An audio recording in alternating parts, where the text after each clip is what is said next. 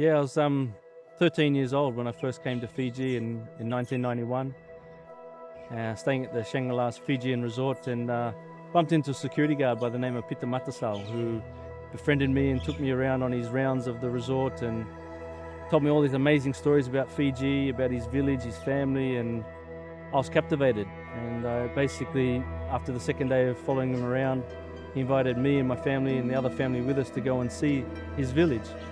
2 hours up into the interior, up to Mremba and Nagosa, and we were welcomed in like long lost family, and that day really changed my life. Straight away after we've been to the village, after he met all my families and taste the food in the village, learn my culture. From there, I realized that our relationship was developed stronger as he actually wants to come back, not just that time.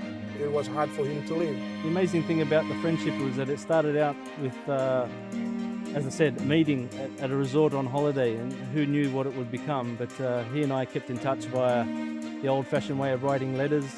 I'd ask him questions, he'd respond with new Fijian words and that sort of thing, and we kept going back and forth, and then that evolved into being able to call and then text and then obviously email it. And but in that time we've developed a brotherhood. He gave me a tambua, which was, to me, was a very important moment in our friendship. And I went home to Australia thinking, what can I give him from an Australian perspective that's equal to or a tambua? And I couldn't think of anything other than to get a bracelet, which I had engraved with our two names, Jay and Pita 1991, and on the flip side it said, Friends Tawa Mundu. Tambua is a whale's tooth, which is a symbolic of our friendship I gave Jay, which means so much in my culture, which will last forever. And in that time we both attended each other's weddings as best men, and just in February of this year I had my first son, and I gave him Pita's name, Matasau, as another living link to our friendship.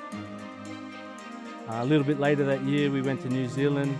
We did a jetboat ride, which was just a cruise up the river, and I remember just the two ideas coming together at that moment, and it was just time and years later that I followed the dream.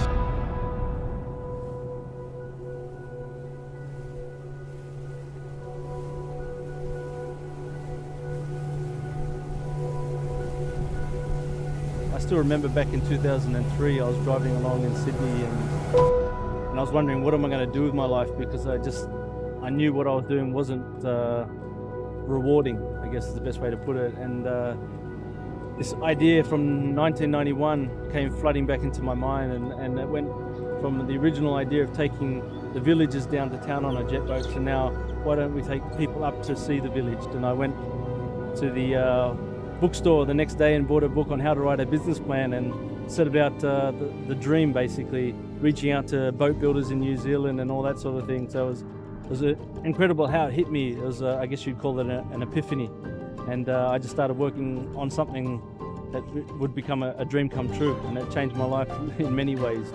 The amazing thing, when I reached out to Neil Ross back originally in 2003, asking me how much to build a boat, he came back with a price, and I thought, yeah, that sounds reasonable. And then 6 months later I reached out with another question, and the questions started to get a little bit more frequent, and instead of replying on email, he called me up and basically said, you've got some funny rules over there in Australia about jet boats. And that's when I told him it wasn't for Australia, it was for Fiji.